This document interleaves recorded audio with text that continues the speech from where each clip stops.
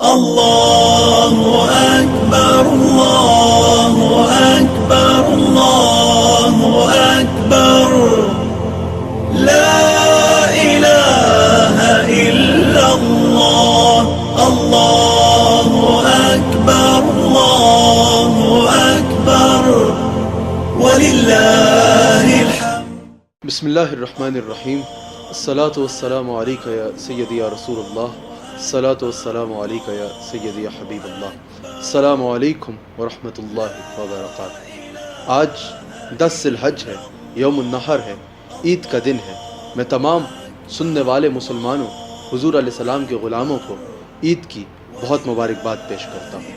آج کا دن خوشیوں کا دن ہے، خوشیاں منانے کا دن ہے، اور میرا پیغام یہ ہے جو حضور علیہ السلام کی احادیث کا خلاصہ ہے کہ عید کی خوشی جو ہے، جہاں آج آپ عید کی خوشیاں خود منائیں، جہاں آپ اس میں اپنے گھر والوں کو شامل کریں، جہاں آپ اس میں اپنے دوستوں کو شامل کریں، وہاں ان خوشیوں میں ان لوگوں کو بھی شامل کریں کہ جن کے ساتھ خوشیاں منانے والا کوئی نہیں ہے.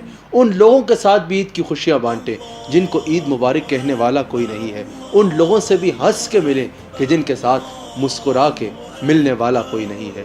عید کا دن جہاں خوشیاں منانے کا دن ہے، جہاں خوشیاں بانٹنے کا دن ہے، وہاں اللہ کو خوش کرنے کا دن ہے، وہاں اللہ کو راضی کرنے کا بہترین ذریعہ ہے. اللہ کو کیسے راضی کیا جائے گا؟ حضور علیہ السلام ارشاد فرماتے ہیں 10 ذی الحج کو، عید کے دن اللہ کو راضی کرنے کا سب سے بہترین عمل یہ ہے، اللہ تک پہنچنے کا، اللہ کو راضی کرنے کا 10 ذی الحج کو سب سے بہترین کام یہ ہے، سب سے بہترین عمل اور ذریعہ یہ ہے کہ قربانی کے جانور کا خون بہایا جائے، قربانی کے جانور کا خون بہایا جائے.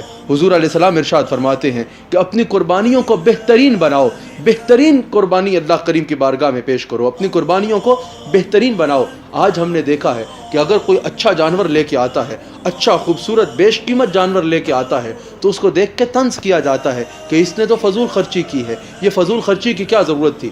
جانور ہی لینا تھا نا، کیسا بھی جانور لے لیا جاتا. یہ فضول خرچی کر کے آیا ہے. نہیں، وہ فضول خرچی نہیں ہے. حضور علیہ السلام ارشاد فرماتے ہیں کہ جو اللہ کی بارگاہ میں پیش کرنا ہے، اپنی قربانیوں کو بہترین بناؤ، بہترین قربانی کرو. تو یہ کہنا کہ اچھا جانور لینے والا، اچھی بیش قیمت جانور لے کے اللہ کی راہ میں قربان کرنے والا فضول خرچی کر رہا ہے، وہ فضول خرچی نہیں کر رہا، بلکہ وہ اللہ کریم سے اپنی محبت کا اظہار کر رہا ہے. لیکن ناظرین، ایک بات کی توجہ کیجیے گا، یہ قربانی یہ سنت ابراہیمی ہے، یہ اللہ کے نبی کی سنت ہے، یہ حضور علیہ السلام کی بھی سنت ہے، یہ حضور علیہ السلام کا فرمان ہے، یہ اللہ کریم کو راضی کرنے کا ذریعہ ہے، یہ اللہ کریم کا مقبول ترین عمل ہے. تو اس کے تقدس کا بھی خیال رکھنا ہوگا، اس کے احترام کا بھی خیال رکھنا ہوگا. آج ایک سوچی سمجھی سازش کے تحت جو ہے اس سنت پیغمبر کی، اس حضور علیہ السلام کی سنت کی، حضرت ابراہیم علیہ السلام کی سنت کی، انبیاء کی سنت کی توہین کی جا رہی ہے.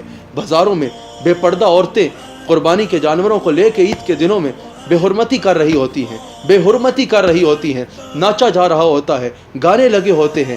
یہ اس سنت کی توہین ہے، یہ سنت ابراہیمی ہے، یہ اللہ کریم کو راضی کرنے کا بہترین ذریعہ ہے. اس کے تقدس کو خیال کیا جائے، اس کے تقدس کا خیال کیا جائے. حضور علیہ السلام ارشاد فرماتے ہیں، حضور علیہ السلام ارشاد فرماتے ہیں کہ جب قربانی کرو تو اپنی نیت درست رکھو، اپنی نیت تمہاری یہی ہو کہ میں اس اللہ کی رضا کی خاطر کر رہا ہوں. خالصتاً اللہ کی رضا کی خاطر کرو، اللہ کو راضی رکھنے کی نیت سے کرو. حضور علیہ السلام ارشاد فرماتے ہیں کہ تمہاری نیت یہی ہو کہ میں اللہ کو راضی کر رہا ہوں، اس میں ریا نہ ہو، اس میں کوئی تصنع نہ ہو، یہ لوگوں کو دکھانے کے لیے نہ ہو.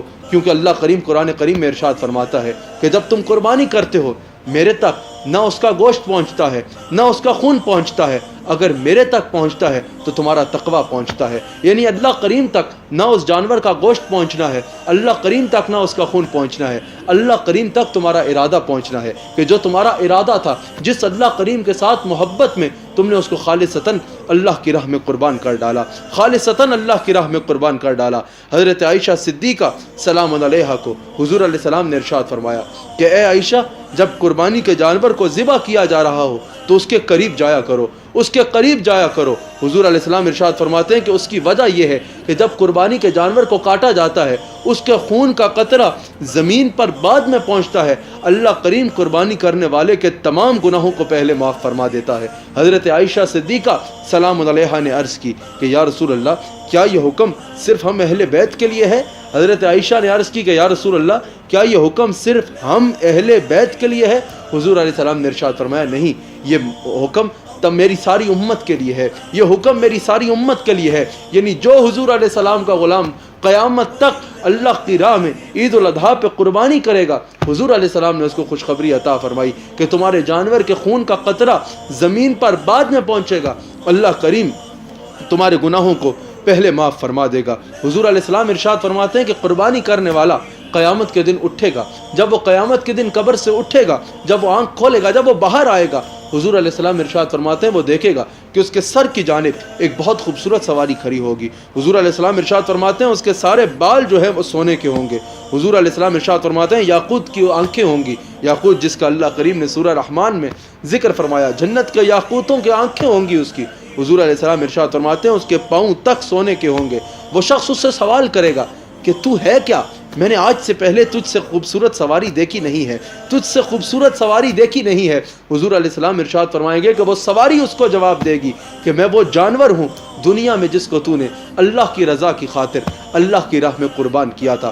حضور فرماتے ہیں وہ شخص اس پر سوار ہوگا اور وہ سواری، وہ جو اس نے جانور ذبح کیا ہوگا اللہ کی راہ میں، وہ جو اس کو قیامت کے دن ملے گی، وہ اس کو اللہ کے عرش کے سائے میں لے جائے گی۔ جس دن سورج سوا نیزے پہ ہوگا، جس دن ہر کوئی سایہ ڈھونڈ رہا ہوگا، اللہ کے عرش کے سوا کوئی سایہ جس دن نہ ہوگا، وہ سواری اس قربانی کرنے والے کو اللہ کے عرش کے سائے میں لے جائے گی۔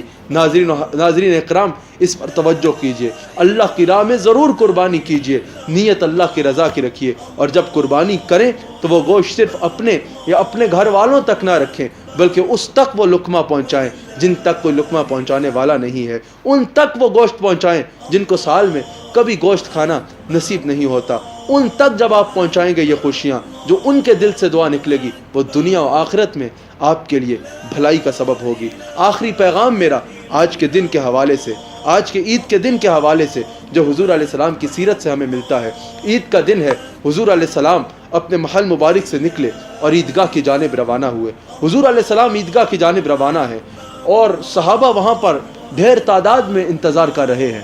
حضور علیہ السلام نے دیکھا، حضور علیہ السلام کی ایک جانب حضرت حسن ہے، ایک جانب حضرت حسین ہے۔ حضور علیہ السلام نے دیکھا کہ ایک غریب لڑکا ہے، اس نے جو ہے وہ کپڑے بھی کوئی اچھے نہیں پہنے ہوئے، کپڑے بھی خستہ سے پہنے ہوئے ہیں، وہ پریشان راستے پہ کھڑا حسرت بھری نگاہوں سے ان بچوں کو دیکھ رہا ہے جو اچھے سے تیار ہوئے ہیں، ان بچوں سے دیکھ رہا ہے جو اپنے والدین کے ساتھ عید کی خوشیاں منا رہے ہیں، ان بچوں کو حسرت سے دیکھ رہا ہے جن کا باپ ان کی انگلی پکڑ کے ان کو عید کی نماز کے لیے لے کے جا رہا ہے، وہ حسرت بھری نگاہوں سے دیکھ رہا ہے۔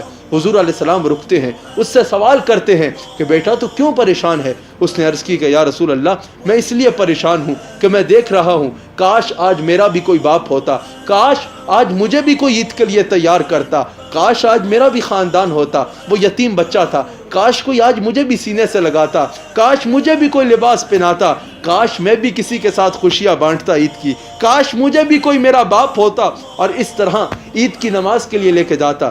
حضور علیہ السلام رکے، مالک کل عالم صلی اللہ علیہ وآلہ وسلم رکے، اس بچے کا ہاتھ پکڑا اور اپنے محل مبارک میں لے گئے۔ وہاں صحابہ انتظار کر رہے ہیں، حضور علیہ السلام واپس مڑ گئے اور اپنے محل مبارک میں تشریف لے گئے۔ حضور علیہ السلام نے حضرت ام المؤمنین عائشہ صدیقہ سلام علیہا سے ارشاد فرمایا کہ اس بچے کو ایسے ہی تیار کرو جیسے حسن و حسین تیار ہوئے ہیں۔ اس بچے کو تیار کیا گیا، حضور علیہ السلام اس کو اپنے ساتھ لے کے عیدگاہ کی جانب روانہ ہوتے ہیں، اس کو اپنے ساتھ لے کے عیدگاہ کی جانب روانہ ہوتے ہیں۔ حضور علیہ السلام نے پوچھا کیوں پریشان تھا؟ کہا حضور میں اس لیے پریشان تھا کہ میرے بھی کاش کوئی گھر والے ہوتے، میرا بھی کوئی باپ ہوتا، میری بھی کوئی ماں حیات ہوتی، میرا بھی جو ہے کوئی خاندان ہوتا۔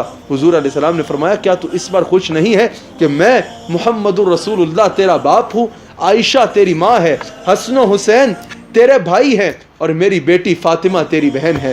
وہ بچہ خوش ہوتا ہے، وہ گھر سے نکلتا ہے، وہی بچے جن کو وہ حسرت بھری نگاہوں سے دیکھ رہا تھا، انہوں نے اس سے پوچھا کہ تو اتنا خوش کیسے ہو گیا؟ اس نے کہا میں کیوں نہ خوش ہوں جب مجھے محمد الرسول اللہ جیسا باپ مل گیا، میں کیوں نہ خوش ہوں جب مجھے عائشہ صدیقہ جیسی ماں مل گئی، میں کیوں نہ خوش ہوں جب مجھے حسن و حسین جیسے بھائی مل گئے، میں کیوں نہ خوش ہوں جب مجھے سیدہ کائنات جیسی بہن مل گئی۔ تو عید کا پیغام یہی ہے کہ عید کی خوشیاں صرف اپنے گھر والوں میں نہ بانٹیں، صرف اپنے رشتہ داروں میں نہ بانٹیں، صرف اپنے دوستوں میں نہ بانٹیں، بلکہ خدا کی اس مخلوق کے ساتھ بھی بانٹیں، ان لوگوں کے ساتھ بھی بانٹیں جن تک خوشیاں بانٹنے والا کوئی نہیں۔ آپ سب کو عید مبارک۔